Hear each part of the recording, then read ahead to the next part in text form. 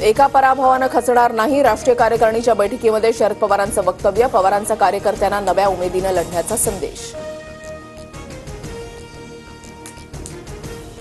कुणाल कामराबाबत आता 3rd डिग्रीचा वापर करावा लागेल. वरिष्ठांच्या सूचनेमुळे आम्ही संयम बाळगून.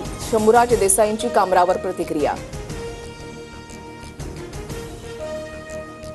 कुंभमेळा नामकरणावरून महंतांच्या वादामध्ये मंत्री गिरीश महाजनांची मध्यस्थी. कुंभमेळ्यासाठी नाशिक त्र्यंबकेश्वर दोघांचं नाव लागावं यासाठी प्रयत्न. महाजनांची प्रतिक्रिया. गृहमंत्री अमित शहांच्या रायगड दौऱ्याच्या पार्श्वभूमीवर आज मंत्र्यांचा रायगड पाहणी दौरा.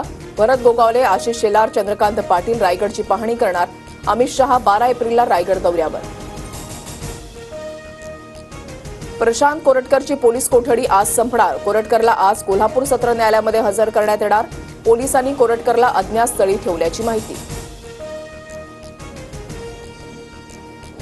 सोलापुरात बेदाणा उत्पादक शेतकऱ्यांना सुगीचे दिवस. बेदाण्याला प्रति किलो 250 ते 400 रुपये भाव. रमजान महिना सुरू असल्यानं बेदाण्याला बाजारामध्ये मोठ्या प्रमाणात मागणी. मुंबई विद्यापीठाच्या अर्थसंकल्पाला मुंबई उच्च न्यायालयामध्ये आव्हान. अर्थसंकल्प मनमानी पद्धतीनं मंजूर केल्याचा आरोप.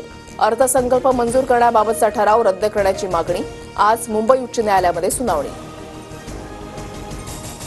लांब पल्ल्याच्या रेल्वे गाड्या जम्मूतील कटरा स्थानकापर्यंत धावणार. 19 एप्रिलला पंतप्रधान मोदी कटरा इथून काश्मीर खोऱ्यासाठी रवाना होणाऱ्या रेल्वेला हिरवा कंदील दाखवणार. चंद्रपूर जिल्ह्यातील ब्रह्मपुरी इथे गुरुवारी मध्य भारतामधील सर्वाधिक 42.2 अंश सेल्सिअस तापमानाची नोंद. विदर्भातील 8 जिल्ह्यांचं तापमान 40 अंशांपेक्षा जास्त नोंदवलं गेल्याची माहिती.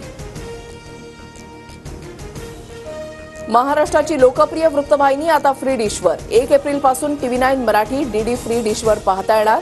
डीडी फ्री डिशच्या प्रेक्षकांना 68 क्रमांकावर TV9 मराठी दिसणार.